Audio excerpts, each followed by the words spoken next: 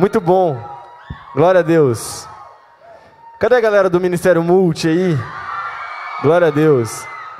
Meu nome é Davi, eu lidero o Ministério Multi, que é o Ministério de Adolescentes da Primeira Igreja Batista de Marília. Tem sido muito louco, tem sido fantástico, tem sido sobrenatural. Sexta-feira tinha mais de 550 adolescentes aqui, reunidos em nome de Jesus, louvando a Deus. Tem sido poderoso, muito bom. Glória a Deus, é isso aí, vamos lá. Fala para a pessoa do seu lado assim: a fé passa pela cabeça antes de chegar no coração. Eu falo isso toda sexta-feira para os adolescentes. É muito legal ver a igreja toda falando: a fé passa pela cabeça antes de chegar no coração. Por que a gente fala isso? Primeiro eu falo, aqui vai o segredo, mas eu falo porque às vezes o adolescente está dando uma conversada e eu pego a atenção dele. Mas segundo, porque isso tem um significado muito profundo para nós, como Ministério Multi. Isso tem um significado muito grande para nós, porque eu entendo que o adolescente, ele tem que compreender aquilo que está sendo falado, para que ele possa viver e transmitir Jesus por todos os lugares. Só que esse princípio, ele não se aplica somente ao adolescente, ele se aplica a todos nós. Quando a gente compreende aquilo que Jesus quer falar, a gente consegue viver a nossa fé de forma efetiva, sem ser uma fé que está fundamentada em qualquer coisa, mas uma fé que está sempre fundamentada na palavra de Deus, amém? Então hoje a gente vai conversar um pouco e... Uma pausa dramática para beber água. Mas hoje a gente vai conversar um pouco e vai ser muito bom. E meu pai sempre fala para mim assim: Davi, um bom professor dá uma boa aula em 50 minutos. Um bom pastor prega um bom sermão em 45 minutos. Eu acredito que hoje, Tadel, terça-feira, depois de tudo que a gente viveu, a gente precisa de 35 minutos e depois oração e fogo do Espírito Santo na nossa cabeça, amém? Tem alguém comigo? Então vem comigo, olha só que legal, porque eu gosto de refletir, eu gosto de pensar, eu gosto de observar as coisas que têm acontecido, eu gosto de observar aquilo que Deus está querendo falar comigo, o que Deus está querendo falar na minha casa, aquilo que Deus está querendo falar na nossa igreja. Esse que eu vou pregar agora, eu já preguei no Ministério de Adolescentes há um tempo atrás, eu vou pregar de novo com algumas adaptações e vai ser muito legal. Mas eu estava refletindo porque 2019 começou já com o pé na porta. 2019 começou e chegou chegando, não é verdade? E quando eu falo assim que chegou chegando, aconteceram algumas coisas não tão legais em 2019. Logo de cara, por exemplo, deu aquele negócio lá em Brumadinho e estourou a barragem e escorreu lama e, meu Deus, foi uma tragédia, um negócio absurdo. Logo depois aconteceu aquele negócio no CT do Flamengo e eram adolescentes. Eu chorei demais naquela notícia, foi um negócio que mexeu comigo, me abalou, inclusive foi o que gerou esse sermão e tantas outras coisas acontecendo na mídia. Agora, semana passada, no Carnaval, graças a Deus você não assistiu o Carnaval, que você estava no Deep Conference, mas, para o pessoal lá de fora que ficou assistindo, né, que assistiu TV Globo e ficou assistindo o desfile, teve aquele negócio horrível da Gaviões da Fiel, que o cara foi lá e ele representou Jesus lutando com o diabo, e o diabo vencendo Jesus, e aquela ofensa toda, aquela blasfêmia contra Deus, e a gente olha tudo isso, a gente olha esse terror, a gente olha esse negócio todo, e o meu pai já está ficando meio assim, porque ele falou para mim que não era para pregar uma palavra negativa, mas fica tranquilo, pai, porque essa palavra não é negativa, confia em mim, vem comigo. Cola comigo que você estoura no norte, cara. Então, mas aí, a gente olha esse monte de coisa e a gente fala: meu Deus, o que está acontecendo? E eu tenho amigos não cristãos, pessoas que estudaram comigo, pessoas que fizeram ensino médio comigo, alguns eu conheci na faculdade, enfim. Eu conheço pessoas que não compartilham da mesma fé que eu. E, às vezes, essa galera faz algumas perguntas para mim. E uma das perguntas que eu acabei recebendo e também vi que outras pessoas fizeram na internet, no Instagram e tudo mais, foi a seguinte: onde que está Deus nesses momentos? Davi, onde está o seu Deus nesses momentos? Onde está o seu Deus nos momentos de sofrimento? Onde está o seu Deus nos momentos de tragédia? Cadê Deus? Cadê Deus nessa hora? Você não fala que você acredita em Deus? Você não prega sobre o seu Deus toda sexta-feira? Você não fala sobre Jesus? Você não fala para nós que Jesus é bom? Então, cadê esse Jesus bom nesses momentos? E aí as pessoas me fizeram essas perguntas, e a Bíblia nos dá resposta para essas perguntas. Mas hoje eu quero pegar uma resposta principal a respeito disso. E eu quero que a gente compreenda aquilo que Deus quer fazer hoje. Porque se você compreender, se você prestar atenção, eu tenho certeza que você vai sair daqui cheio do Espírito Santo, e a sua célula nunca mais vai ser a mesma. Porque para a gente começar a compreender a resposta, uma das respostas, das várias respostas que a Bíblia nos dá a respeito desse dilema que a humanidade sempre fez, a gente precisa, claro, olhar para a Bíblia, e eu quero olhar para a vida de um rapaz chamado Moisés, um homem chamado Moisés. Por que acontece? Lá no Antigo Egito, a gente não precisa abrir a Bíblia agora, porque senão é muito texto para a gente ler, mas lá no Antigo Egito, antes de Moisés, bem antes de Moisés, existia um homem chamado José. José, por sua fidelidade a Deus, por sua obediência a Deus, pela vida que ele levou, pela honra que ele teve ao Senhor, José foi colocado em posição de governo no Egito. José foi colocado como um administrador do Egito. Um cargo como se fosse hoje um cargo de confiança muito alto, e ele cuidava do Egito antigo ali. E José abençoou outros povos. Josué foi um excelente administrador, não só abençoou o Egito, como abençoou outros povos, abençoou o povo de Deus, os hebreus. Ele fez muito por aquela região, muito mesmo. Só que a gente sabe que ninguém vive para sempre. José morreu e foram levantando-se outras gerações, e levantou-se uma geração que não conhecia José e nem os seus feitos. Levantou-se uma geração que não conhecia aquilo que José havia feito pelo povo do Egito. E ao mesmo tempo em que essa geração se levantou, o povo de Deus, os hebreus ali, eles se multiplicaram. Eles eram milhares, centenas de milhares. E o faraó, que era o rei do Egito na época, ele ficou assustado, ele ficou espantado com a multiplicação daquele povo. E ele pensou assim, essa galera aí, eles são muitos, e se eles quiserem se revoltar, eles podem formar um exército numeroso, e eles podem vir e nos atacar e tomar o nosso povo.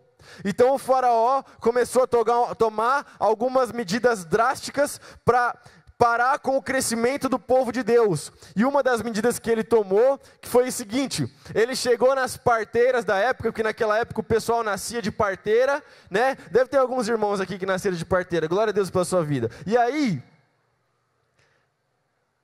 ele chegou nas parteiras da época e falou: olha só, quando vocês forem fazer o parto dessas mulheres aqui, desse povo aqui específico, e nascer homem, você mata na hora.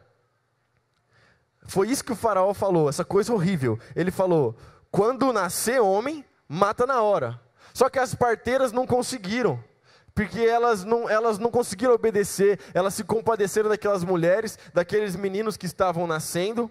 E aí o faraó foi cobrar a tarefa que ele havia dado para elas. E quando ele foi cobrar, parafraseando o texto, elas deram meio que um migué nele, assim. Meio não, elas deram um miguezão mesmo nele. Elas falaram assim: faraó, não dá, essas mulheres são muito fortes. Quando a gente vê, a criança já saiu andando e falando, não dá tempo de matar, deixa quieto. E aí, graças a Deus, essas mulheres não cumpriram essa tarefa. Mas, mesmo assim, faraó insistiu.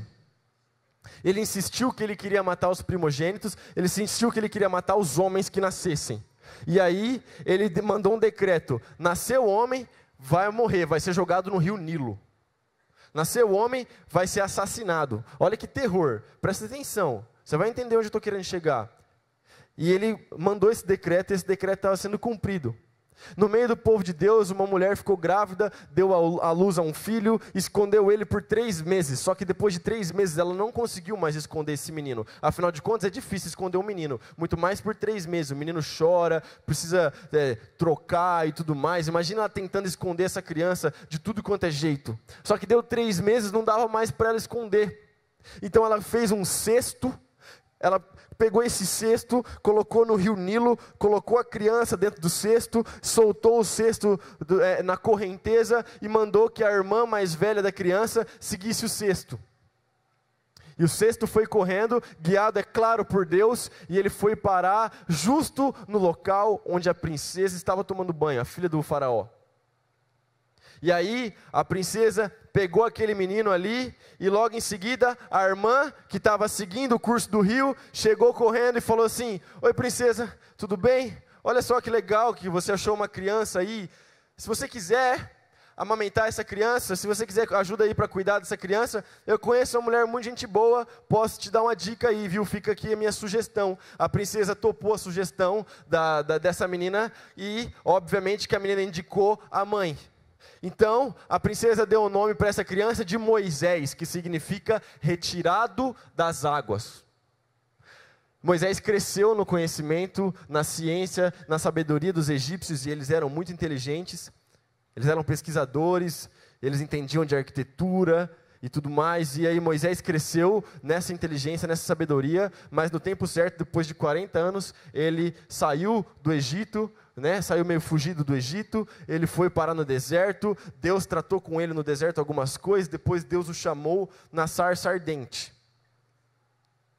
Da sarça ardente, Moisés, estou resumindo bem a história, tá? Moisés foi de volta para o seu povo e foi o libertador do seu povo, porque o povo estava sendo opresso, o povo estava sendo oprimido, o povo era responsável por todo o trabalho no campo, o povo era responsável por fabricar tijolos para os egípcios, e o povo estava sofrendo muito, e Deus levanta Moisés no meio do sofrimento do povo, Deus levanta Moisés no meio do povo sendo tratado como escravo, para ser o libertador, e Moisés, então, tira o povo do Egito, pelo poder de Deus, pela palavra de Deus e pelos milagres que Deus operou na vida de Moisés. Mas deixa eu te contar mais uma história, porque o Velho Testamento segue, e quando o Velho Testamento segue, você vai ver a história de um outro homem, um homem chamado Davi. E o Davi, ele estava lá de boa, cuidando das ovelhas do pai dele. Ele estava de boa lá, tranquilão, só que o pai dele chegou nele e falou assim: filho, você tem que levar essa comida aqui, ó, leva essa marmita para os seus irmãos que estão na guerra.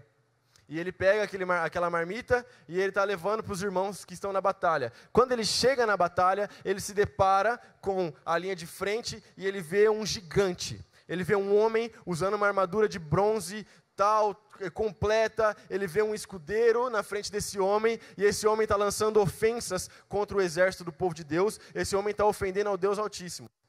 E aí a Bíblia diz que Davi olha para esse homem e fala assim: o que esse incircunciso está falando? O que esse cara pensa que ele é? Se fosse hoje, ele ia falar assim: o que esse vacilão está falando aí, cara? Quem que ele pensa que ele é para ofender, para blasfemar contra o nome de Deus? E aí o Davi, então, assume a missão de derrotar aquele gigante, porque aquele gigante estava lançando um desafio. Olha só, o melhor de vocês contra mim, bora ver o que vai dar. Davi vai até o rei, tenta pegar a armadura do rei, não dá muito certo, e ele vai somente com 5 pedras. Somente com 5 pedras, numa funda. Funda é uma arma, uma peça de couro com cordas assim, e ela exige habilidade, porém ela não é muito efetiva, porque é só uma pedrada, o cara estava de armadura completa. E Davi, com aquela funda e aquelas pedras, ele precisou de uma pedra só, ele acerta a pedra no meio da testa do gigante, o gigante cai e ele vence o gigante. Veja bem, que no meio da dificuldade, enquanto todo mundo recuou, enquanto todo mundo fugiu, enquanto ninguém estava com coragem, Davi, com 5 pedras, sem portar uma espada, desafiou o gigante. No meio da luta, no meio da batalha, no meio da guerra, com um desafio que parecia impossível, Deus levantou um homem que só precisou de uma pedrada para vencer em nome de Deus. Amém ou não? Amém. Você é inteligente, você está entendendo onde eu estou querendo chegar. Mas vem comigo aqui mais um pouquinho, vamos só mais uma no Novo Testamento, porque a gente falou algumas histórias do Velho Testamento, vamos mais uma no Novo Testamento. Veja bem, Paulo e Silas estavam pregando o evangelho, eles expulsam o demônio de uma mulher, está lá em Atos 16, eles expulsam o demônio de uma mulher que ela fazia profecias com o demônio que habitava no corpo dela. E aí, aqueles caras que ganhavam dinheiro em cima dessa mulher não ficaram muito felizes, entregaram Paulo e Silas às autoridades. As autoridades julgaram Paulo e Silas e espancaram eles. A Bíblia diz que eles tiveram suas roupas arrancadas e apanharam na varada. Eles foram espancados na vara. Foram presos, foram jogados na prisão, no fundo da prisão. Só que enquanto eles estão no fundo da prisão, eles começam a louvar a Deus. Eles começam a louvar a Deus, e enquanto eles estão louvando a Deus, Deus manda um terremoto, o fundamento da prisão treme, as portas se quebram, as cadeias se abrem. Paulo e Silas então têm as suas correntes quebradas. O carcereiro, o cara que era responsável por eles, fica em choque, fala: meu Deus, os caras vão me matar, e tenta se jogar em cima da própria espada, e o pessoal fala assim: não, o pessoal, Paulo e Silas, fala assim: não faz isso não, pelo amor de Deus, não se mata, existe um propósito, prega o evangelho sobre a vida dele, esse cara é salvo, assim como sua família, eles tratam das suas feridas, e enfim, no meio da violência, da brutalidade, da surra que eles tinham acabado de levar por causa de Deus, Deus usa esses dois homens, ainda assim, para ganhar uma família inteira para Jesus. Veja bem, a gente começou a fazer uma pergunta: onde que está Deus no meio do problema? Onde está Deus no meio do sofrimento? Onde está Deus no meio do caos? Onde está Deus? E deixa eu te falar uma coisa: Deus continua presente, e Ele que está presente na vida dos seus servos. Onde que está Deus no meio do Egito e da escravidão? Deus estava usando Moisés para libertar o povo. Onde que estava Deus no meio da guerra? Deus estava agindo através da vida de Davi. É difícil falar isso rápido. Onde que está Deus no Brasilzão de hoje que nós estamos vivendo, 2019, um monte de coisa errada acontecendo lá de fora? Deus está em você, Jesus Cristo habita em você. Então, a resposta para o mundo que pergunta: onde está Deus no meio do sofrimento? A resposta é você. Você é a resposta que o mundo procura, porque o Espírito Santo de Deus já habita em você, e Deus age no mundo através da vida dos seus servos. Tem algum discípulo de Jesus aqui? Você é usado por Deus, você é usado por Deus no momento de crise, você é usado por Deus no momento de luta, você é usado por Deus no momento de batalha, você é usado por Deus no momento de sofrimento. Então não importa qual seja a luta que você está passando na sua casa, não importa qual seja a luta que você está passando na sua família, o que importa é que o Espírito Santo de Deus habita em você, e Ele vai te usar para como solução desse problema. Ah, Davi, mas eu moro na última rua.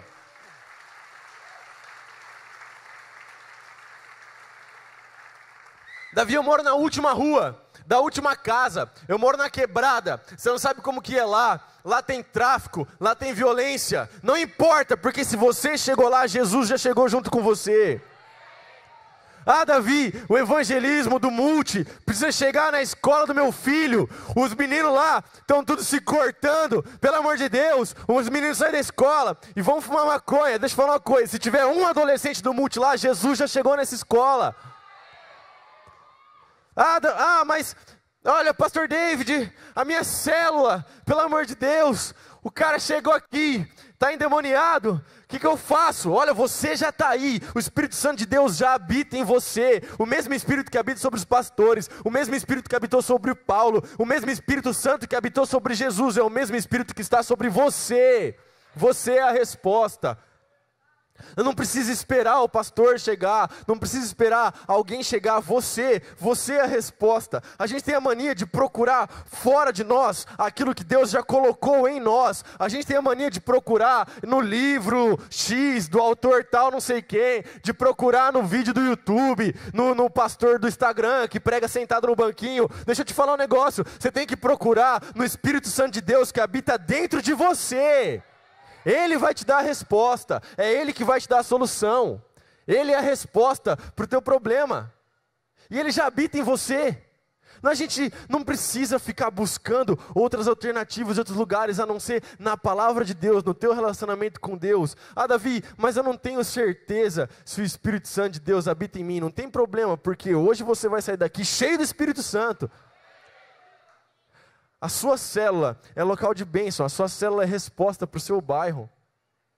A sua célula está lá e a sua célula tem que ser cheia, essas coisas têm que acontecer. A Bíblia fala que sinais e maravilhas iriam acompanhar os discípulos de Jesus. Você é um discípulo de Jesus, a sua célula tem que operar sinais e maravilhas. Você não tem que ter medo, você não tem que ter vergonha de sentar as pessoas ali e de impor as mãos e de orar por elas, orar por cura, orar por libertação, orar por milagres. Quanto mais você exercer a sua fé, mais milagres você vai ver.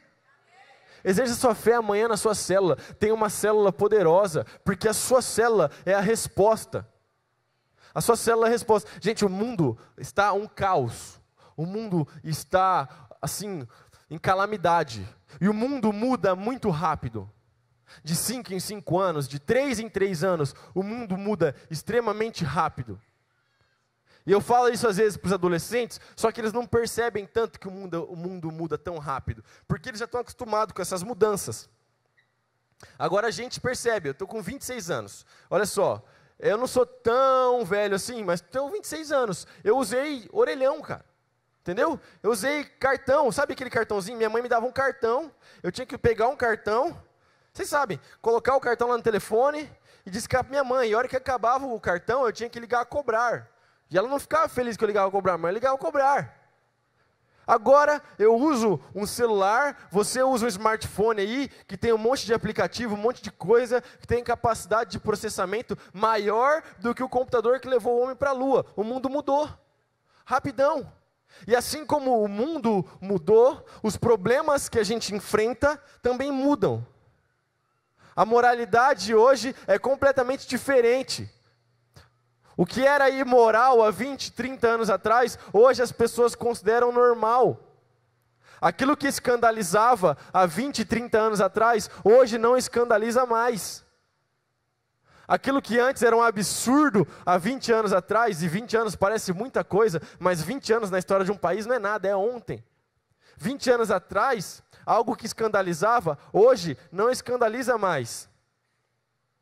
E às vezes como cristãos, a gente fica tentando procurar uma resposta para alguma coisa. Então está acontecendo um negócio no mundo, tem uma ideologia que se levanta, é um pensamento, é uma febre, é alguma coisa nos jovens, nos adolescentes, e aí essa coisa se levanta, e a gente fica tentando sempre reagir, e fica exercendo sempre um ministério de reação, e a igreja fica sempre tentando reagir ao problema que o mundo tá vivendo. Só que a hora que a igreja pensa numa resposta e vai reagir, o mundo já mudou, as coisas já estão acontecendo diferente, e aí a igreja ficou para trás, a igreja ficou atrasada.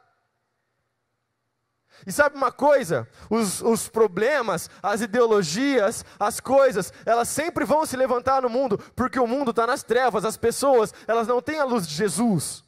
Então essas coisas sempre vão acontecer. Se a gente ficar só exercendo um ministério de reação, reagindo aos problemas que estão acontecendo, a gente vai estar sempre atrasado. Deixa eu te falar uma coisa, existe uma resposta eterna, uma resposta que nunca muda. Existe uma resposta que independente de qual seja o problema que seja levantado lá fora no mundo, essa sempre será a resposta. A resposta é uma pessoa, e essa pessoa se chama Jesus Cristo, que morreu por mim, morreu por você, mas ressuscitou, venceu a morte, nos enviou o Espírito Santo e nos batiza hoje com fogo.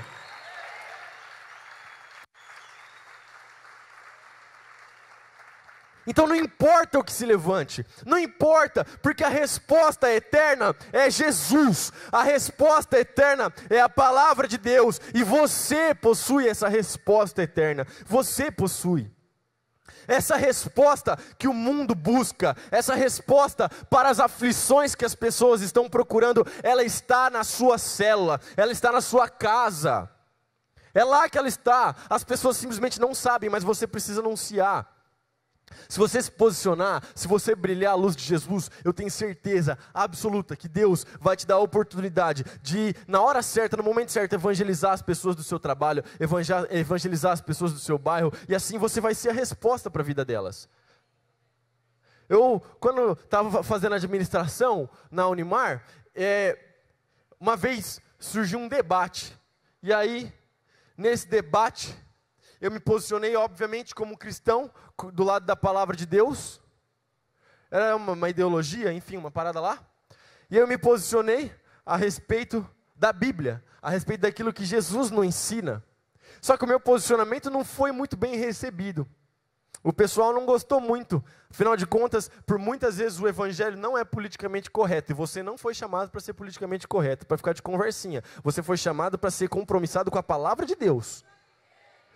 E aí eu me posicionei a respeito da palavra de Deus e a galera não gostou muito.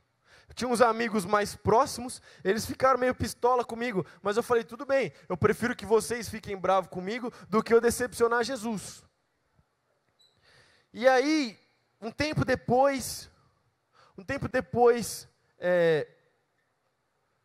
um desses amigos, ele virou para mim, ele me chamou do lado de fora da sala, e ele começou, um tempo depois, e ele começou a chorar, e ele falou assim: mano, estou passando por um problema, a minha namorada está doente, é grave, ela pode morrer, você pode orar por ela?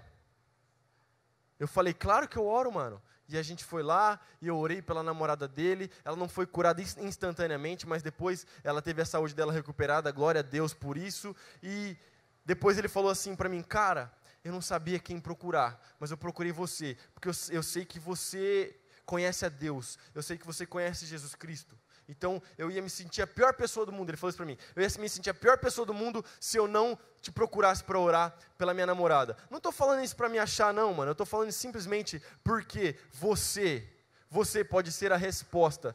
Às vezes a pessoa do seu trabalho está passando por uma situação. Às vezes tem alguém do seu lado que está doente. Às vezes tem alguém da sua família que não conhece Jesus, que está passando por algo terminal, que tá com um diagnóstico de um médico falando assim, ó, não existe saída, mas você vai apresentar a saída. Você vai falar assim: olha só, esse médico não conhece a saída, mas eu conheço, vamos aqui na minha célula, que nós vamos orar por você e você vai ser curado no nome de Jesus. A Bíblia nos manda orar pelos enfermos, a Bíblia nos manda ter fé. E eu tenho me movido cada vez mais a respeito disso, a respeito da fé, a respeito dos dons sobrenaturais, a respeito daquilo que Deus tem nos dado, a respeito do poder que a igreja tem e que não tem exercido. A igreja exercendo o poder do Espírito Santo seria, sem sombra de dúvida, a maior resposta que o Brasil precisa. A gente sabe a situação que as pessoas passam nos hospitais públicos no Brasil. A gente sabe as filas, a gente sabe a situação de calamidade. Mas às vezes, só o que falta é a nossa igreja começar a exercer mais fé. E as pessoas falarem: olha só, aqui no hospital não tem solução, mas existe um lugar que as pessoas estão orando e tem gente sendo curada. Vamos lá, porque eu acho que tem esperança para você. E não precisa do pastor levantar as mãos, não precisa que eu, ou que o meu pai, ou que, sei lá, minha esposa, a galera aqui da equipe, não precisa, é você, o Espírito Santo de Deus habita em você, o Espírito Santo de Deus está sobre a sua vida. Uma vez, o apóstolo Paulo, ele estava indo pregar o evangelho, e ele foi até Éfeso. Ele ficou sabendo que tinha uns irmãos se reunindo lá, e ele foi até Éfeso. Ele chegou lá, está em Atos 19, ele chegou lá, e aí ele foi para Éfeso, e quando ele chega lá, ele se reúne com a galera lá, e ele pergunta assim: vocês já conhecem o Espírito Santo de Deus? E os irmãos de Éfeso respondem para ele assim: a gente nem sabia que o Espírito Santo existia. E aí Paulo pergunta para eles: mas qual o batismo que vocês receberam? E aí eles respondem: a gente recebeu o batismo de João, ou seja, o batismo nas águas. Mas Paulo impõe as mãos sobre aqueles irmãos, ele ora e eles recebem o poder do Espírito Santo de Deus. A gente entende que o Espírito Santo de Deus, ele pode ser transferido. Nós podemos impor as nossas mãos sobre os nossos irmãos. E o Espírito Santo de Deus pode sim ser transferido. Ele pode te batizar hoje. Você pode receber do Espírito Santo de Deus. Você pode ser capacitado para pregar o Evangelho, para testemunhar de Jesus e para andar no poder do Espírito como os apóstolos e os discípulos andaram. Fica de pé no seu lugar.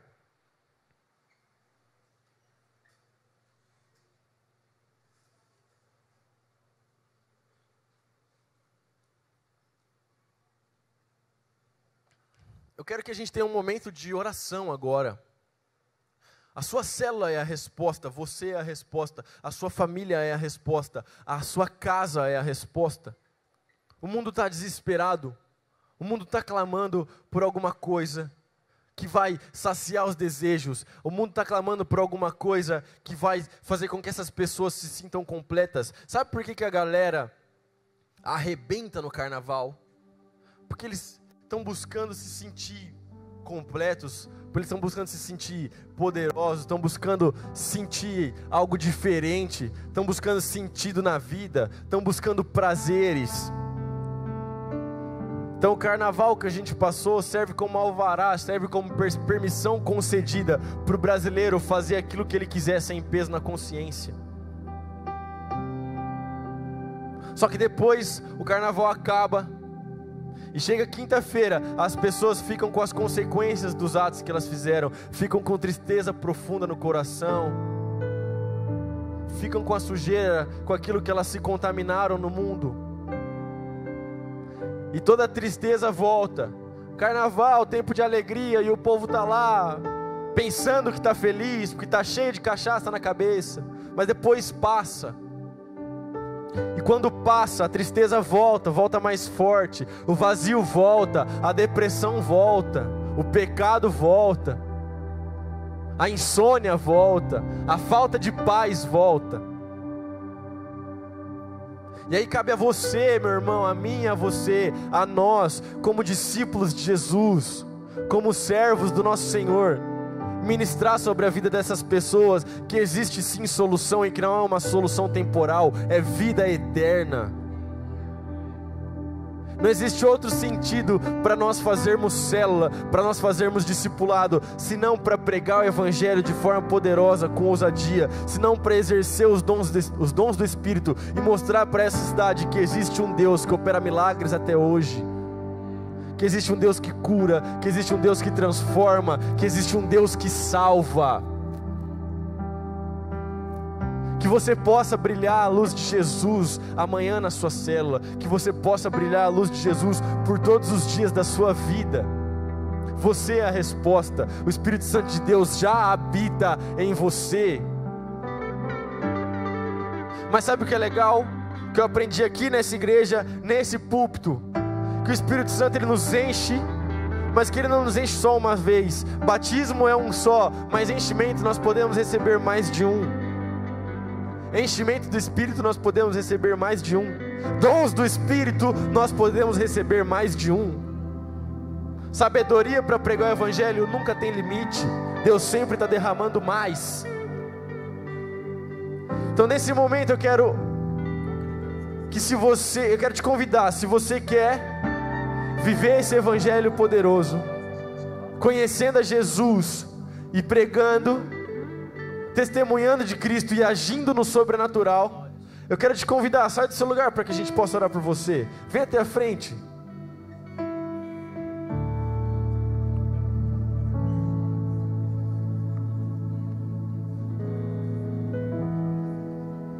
Sai do seu lugar, tome uma atitude.